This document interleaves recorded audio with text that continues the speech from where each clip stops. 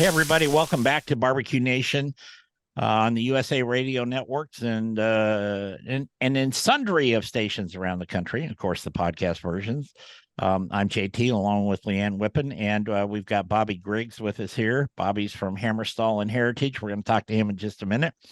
But we want to thank the folks at Painted Hills Natural Beef.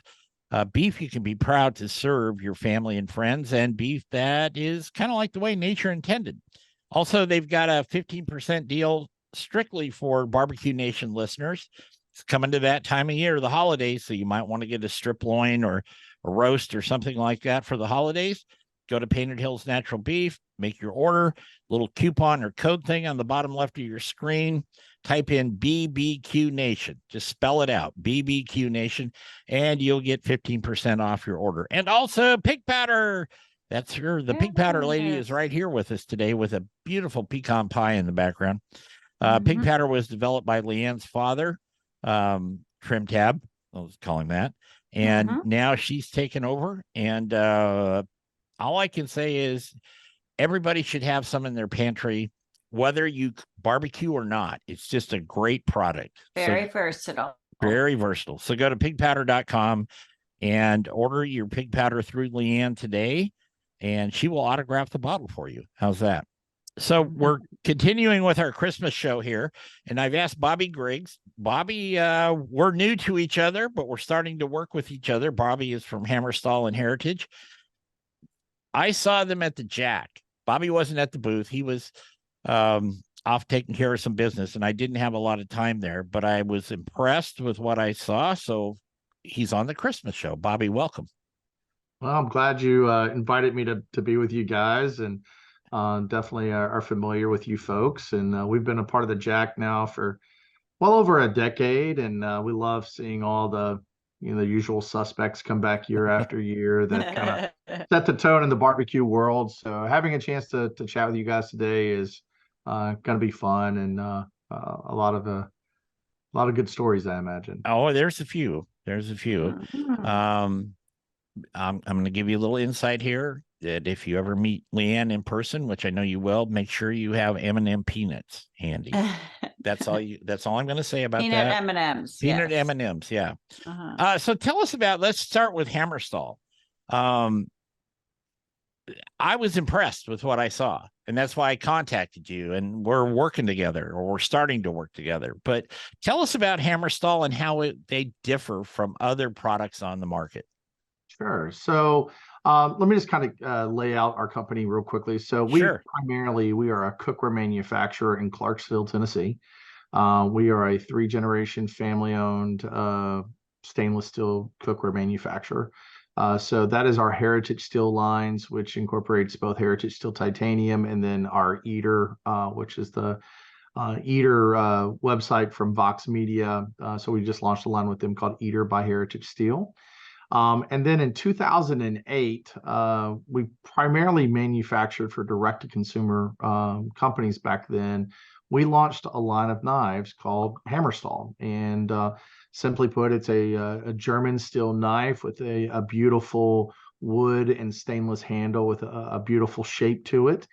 And right away, we knew in 2008 that we had hit a home run, just by dumb luck, really. We loved how the knife felt when we developed it. We loved how it looked, but we honestly had no idea it would take a life of its own. And so starting in 2008, we started marketing it fairs and festivals and barbecue events and with Food and Wine Magazine.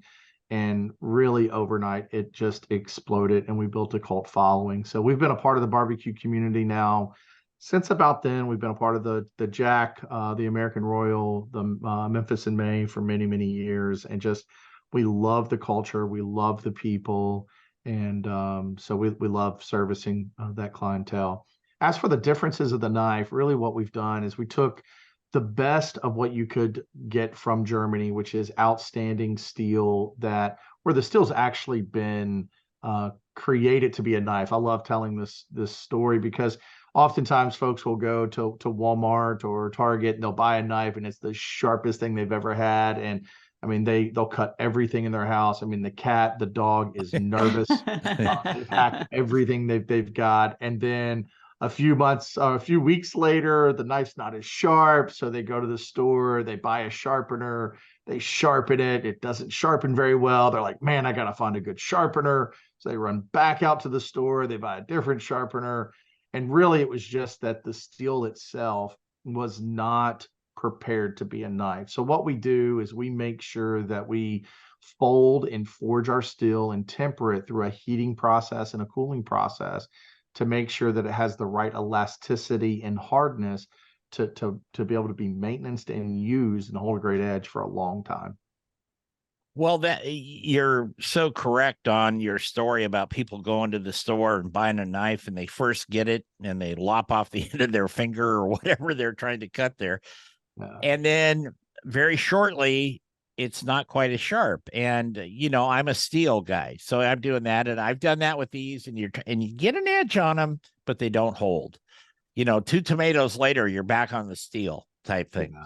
Yeah. So, I think it's important what you said. Maybe you can dive into it a little more when you say it's tempered but flexible in a way, or the elasticity. I mean, that to make it long-term use and hold that edge.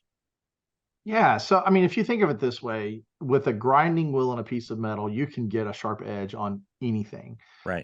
But what you really want to do, and what the Germans have done an amazing job at, is balancing what's called that hardness, or that Rockwell scale of hardness, with the elasticity of the steel. And I know this is on radio and podcasts, you can't visually see it, but if you can imagine, if you look down a fine edge knife, there's millions of little teeth, and those teeth get bent.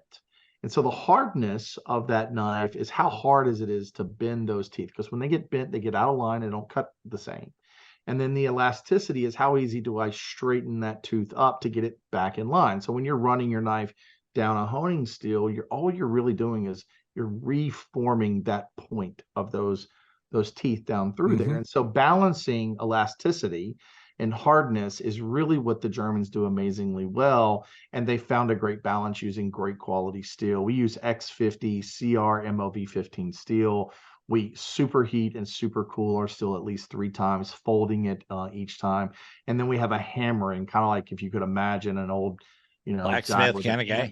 Yeah. I mean, we use machines to do that, but we hammer out our steel and then we test it to make sure it's between 55 and 57 Rockwell hardness, that it has the right elasticity and tensile strength, so that once we cut an edge and grind an edge on it, we know that the consumer, the user, is going to be able to maintenance that knife for a lifetime of use. So if you're somebody at home that uses their knives, I mean, Leanne and I use them every day. That's part of the tools of our trade besides these microphones. Okay. How long can they last if you take care of them? If you keep that edge on them, you take good care of them. You don't just throw them in the drawer. You put them in a knife block or in a scabbard or sheath, whatever. How long can a good knife like this actually last, Bobby? Honestly, it should last a lifetime. A really good tool. I grew up in a house that my father was a mechanic, and we had Snap-on and Matco tools, and it's kind of how we make everything from our cookware to our cutlery. We build everything for a lifetime of use. So, in terms of keeping it sharp, just hone your knives. I mean, sharp knives are even easy to sharpen. Dull knives are hard to sharpen. So once you really dull out a knife, you're going to probably have to get a professional edge on it. You can send that back to us. And we'll sharpen 1 to 3 knives for $6 or 1 to 10 knives for $10. And then we'll just ship it. Basically, you're just paying for the shipping back to you. Sure. But it should last a lifetime. The key to it, however, is with cutlery, never put it in the dishwasher, because it will damage your dishwasher, because the sharp edge will cut the polymer that's around your racks, and that will lead to rusting inside your dishwasher and reduce its performance, and can lead to rust marks on your plates and dishes. But 2, superheating that steel and supercooling that steel again, and adding high pressure water and high pressure temperatures to your cutlery is really not good for it, and can over time reduce its ability to hold an edge, and even develop some cracking in the steel, micro cracking, that could lead to breaking of the blade. How do you feel about using paring knives to open tuna fish cans? I am married, and I am going to take the Fifth Amendment right here. So I'd prefer that not to happen, but I have a great pair of shears that we leave in our kitchen that opens Amazon boxes and tuna cans and anything else. And I have been married for quite a few years now, and I have learned that quiet is a really good anecdote to fights. So I just Yes. keep my mouth shut, quite frankly. Well, So yeah, when I started on this journey, and I'm sure Leanne has heard me tell this story, the first nice set of knives I ever bought was some Hinkles, yeah, yeah. and this was back in the '90s. And I was so proud. I had the block, I had all the knives in there, and I come home one day, and my mom was there, and she has the little Hinkle paring knife that she had. Evidently, the can opener had skipped a couple of turns, so there's always two little spots on the can that wasn't open. She's taken my Hinkle knife and she's prying that damn tuna fish can open. I still have the knife because with anybody I see doing stupid stuff in our kitchen or outside, I bring that knife out and show it to them. It's like, do not do this. These things are expensive. Yeah, So, back to what you were saying about going to Target or wherever, even Sam's Club, and initially getting a very sharp knife. The weight is going to be off. I consider knives, for me, they're one of the most important tools that I have in the kitchen, and I always have to have a sharp knife. And knives are an investment, and even though they might seem that they're more expensive than those other knives, by the time you keep buying them over and over and the sharpeners over and over, you could have an excellent knife your whole time if you buy your knives. I mean, it's an heirloom, really. It can be passed down if properly taken care of. And I love the wood that you have engraved on the handles, and just the feel of it. It's very comfortable. It doesn't slip. A lot of people think that wood will slip, but it really doesn't. And it brings it back to the dishwasher point of view. It can destroy the wood on your knife as well. So no dishwashers required. I yeah. think you make a great point, Leanne, talking about an investment. We eat around 1,900 to 2,000 meals a year. I mean, you got 365 days a year times three, give or take. So you're between 1,700 2,000 meals a year. And so let's just say you only cook 10% of them at your home, which I think would be crazy. And I think all of us do a lot more than that. Yep. So if you're going to do something 300, 400, 500, 600 times a year, not having a great quality tool that makes the job easy, safer, more enjoyable, get better results is insane to me. I mean, the only thing we really do in our house probably more often than prepare food is sleep. And we've all kind of figured out having a good mattress makes a ton of sense. But having good kitchenware, be it a good quality bowl or cookware or knives, Sure. it just makes sense because food's expensive. So why waste it poor quality utensils in preparation? Absolutely. We're going to take a break. We're going to be back with Bobby Griggs from Hammerstall and Heritage, and we're going to talk about heritage when we come back here on Barbecue Nation. Please stay with us. Welcome back to Barbecue Nation. We've got some special shows coming up. This is one of a couple of Christmas shows that we're doing, and not just us listing off a bunch of products that we would like to have. These are quality products that actually I think Leanne and I can both highly recommend you, whether you're barbecuing or you're just a kitchen cook. It doesn't matter. They're all good. We've got Bobby Griggs with us today.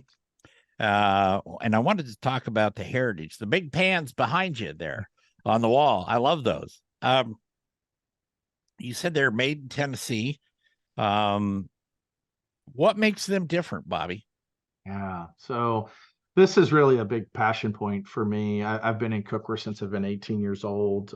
Used to sell direct, literally door to door, and was fortunate to build a small company and had the opportunity to invest as a partner into the newer cookware factory in Clarksville, which is now known as Heritage Steel. And we're a 3-generation family-owned factory that takes a tremendous amount of pride in selecting the best quality materials, and then we pretty much hand finish all of our cookware. So we have a 5-ply product. We have two different varieties of it. One of them, which is our titanium series, uses a special steel that actually touches the food, which is called 316 Ti. It's literally 20 times more resistant to salt corrosion than your all-clad or maidens or mesons. And then we have a really nice handle system for that's hollow, stays cool on top of the stove. So you've got a layer of that 316 Ti, then 3 layers of aluminum on the inner core that does not touch your food. And then we have a beautiful stainless steel exterior that will work on any type of stove, be it induction, gas, directly in the fire, on top of a grill, on your electric, your glass, it doesn't matter. It works on all of them. And it comes with a lifetime warranty, cooks incredibly fast and even, and that's really what sets us apart. Well, I think they're wonderful. Geez, and I've been through Califons and all those, and there's nothing wrong with those products except that they will wear out. That Teflon coating, if you will, pretty soon you get little nicks and scratches in it, especially if your mom's using a paring knife on it. But the point is you get those, and you have to wonder too, is if you're consuming, if that little chunk of Teflon sticks to the bottom of your, chicken, whatever it is, that's probably not that good for you. Well, I'm actually glad you brought this up. This has become a really big topic in the housewares industry.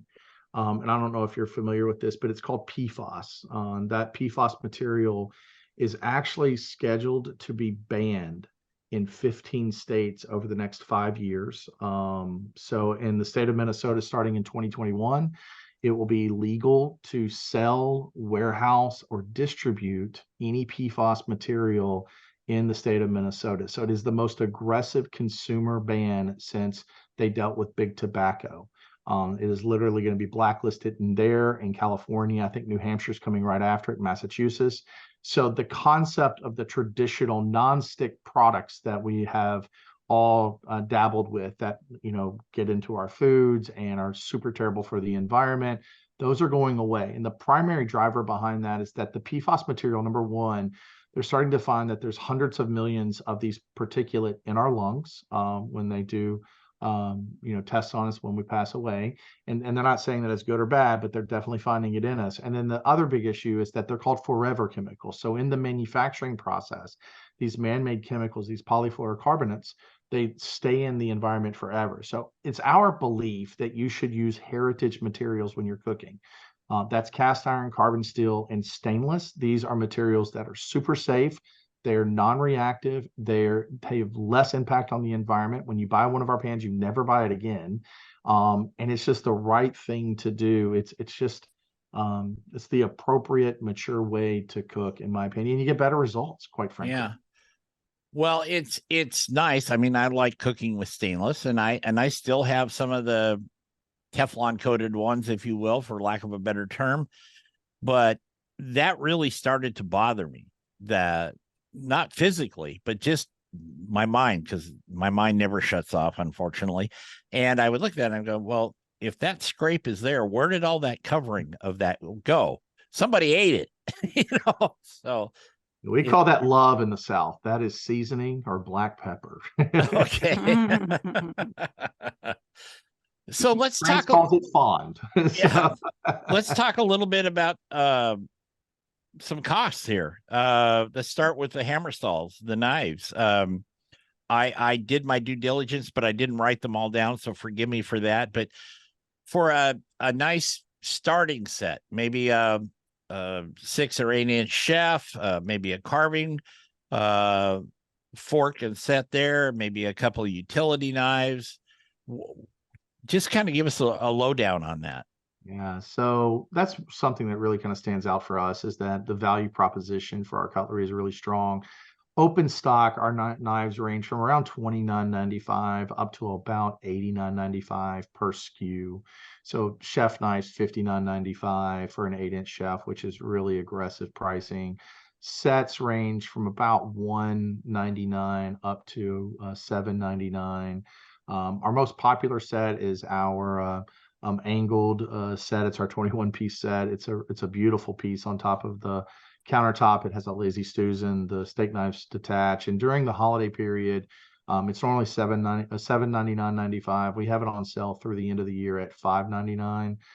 So it's really fantastic. And you can find that on our website or Amazon, and we're in about 450 independent gourmet retailers across the country. So there's lots of places that you can pick up one of those sets. And what about the heritage and versus the eater too? Yeah, so there's two lines that we offer in our cookware. We offer our titanium series, which is our premium product line. That's going to be about 30% more than our eater series because it has that 316 Ti technology on the cooking surface. You once again can find that on Amazon or our website. We're in about 400 retailers as well. Great product, but then our really approachable, very competitive to all of the direct sellers out there. Your Meesons, your Maidens, your etc. We have our eater series. And so a fry pan there is going to start around 79, with the 12-inch fry pan being 99. And then our sets are going to range from around 320 up to around 699. So we are the most competitively priced multi-clad stainless that is made in the United States on the market. We have the lowest price point out there. And the fact is you're supporting a small custom craft manufacturer in Tennessee. It's been around for quite a long time. Real quick, we've seen, in fact, they wanted to send me one and I turned them down, was the skillets that have the little grates in the bottom, that's like a chessboard pattern, if you will, in there. And you see some of the folks that are testing them online giving them high praises, and other ones not so much. Is that even worth considering? I never really like to speak poorly of our competitors by any means, but here's what I will tell you. Stainless steel, cast iron, and carbon steel are heritage materials for cooking. They're the least impact on the flavor, nutrition, and health of your food. They will last the longest. And if there is a marketing edge of cooking that's nonstick, there is some chemical being applied to that pan. I can tell you that the one that you're speaking of is a PFAS based material. They have PFAS in their product. PFAS has lots of negatives to it. And the reality is that if we just learn how to cook with cast iron and stainless steel, we don't have to worry about all of that. And it's really easy to clean. It's really easy to maintenance. You know exactly what you're going to get. And so I'm a huge proponent of using the cleanest, most appropriate cookware out there. And I'm pretty negative, no matter what fancy patterns they put in it or what fancy names or what celebrity chef they get. At the end of the day, great materials perform great on top of a stove. And that's what heritage steel cookware is all about. I mean, there's lots of fancy pellet smokers out there that you guys know about that for sure do not hold temp. Right. You guys use them all the time. They're super easy. They make for great commercials, but at the end of the day, there's no way you're going to put a championship, product out of that smoker. And it's the same thing with cookware. How do they find you? How do they find about Hammerstall and Heritage websites and stuff? The easiest way is just go to our website, which is heritagesteel, steel.us. Just go there. Like I said, we are all over Amazon. And then if you have a local independent kitchen shop in your area, there's a high probability that they carry us and you can go in and check out our knives or cookware there. But our website's going to have all of our information. It has our store finder on there, all of our products, the videos, anything that you need. And then always feel free to shoot us an email through our contact us. We love talking to our customers, or connect with us on social media, Instagram or Facebook or whatever you're into. Sure. Bobby Griggs. I'll say, I just want to add something. I was very apprehensive on buying stainless steel cookware. When I first started cooking, I remember it would stick. It was hard to clean. And then I found out I'm not cooking on it properly. And now, fortunately, there's a lot of videos that show you how to cook so you can get a nice sear on your food and it won't stick. And it is easy to clean. But if you're cooking improperly, it can be a disaster from the get-go. So don't be nervous about the fact that it's stainless steel and you have to be a chef in a restaurant to use it. No, not at all. As a matter of fact, I'm at my mom's house right now, and we were looking at those videos, and I was doing a tutorial with her, and it was amazing the difference when we had it at the proper heat. And, you know, we did the water test and all that. And it is far better than Teflon or any nonstick. I have discarded all of those objects from my kitchen. There you go. And it's all stainless steel. Yeah, I would love to share with your audience the simple technique to making stainless steel work. And it's really stupid easy. And I've been teaching stainless since I've been 18, which is we grew up in a world with microwaves and nonstick, and your mom told you to never preheat a pan empty. And the reason is that nonstick material breaks down when it doesn't have an insulator in it, and it's not good for you. With stainless and cast iron, it's just the opposite. You need to preheat that pan empty. So we preheat it on, you know, a medium heat. We get it hot, and then I will elevate that temperature a little bit. I add my oil or fat at that point, be it butter or oil or whatever you want to use, and then I let that come up to temperature. It takes about 6 to 8 seconds at that point. What Leanne was referencing is a water test. Before you add the oil or fat, you drop some water in it. If it beads up like a little ball of mercury and runs around, and there's vapor around it holding that water molecule up in the air, it is ready to go. If it evaporates, it's not ready to go.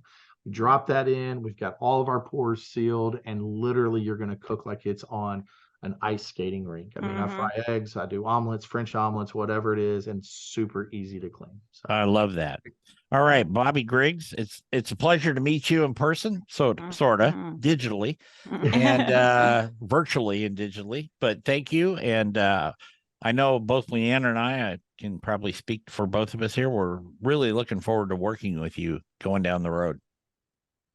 Yeah, it should be a lot of fun. We're thrilled to work with you guys. We love that you guys educate the barbecue community and kind of spread the love, which makes this community so special. There you go. We'll be back next week with another show, all headed into Christmas here. So, and on those shows, we've got, of course, Meathead, we've got Graham Kerr, the Galloping Gourmet, and we've got some of the folks, Will Homer and Gabriella from Painted Hills Natural Beef. And we've got a lot of stuff coming up the next few weeks. Yep. So thanks for listening. We'll be back next time with another edition of Barbecue Nation. Take care and remember our motto, turn it, don't burn it.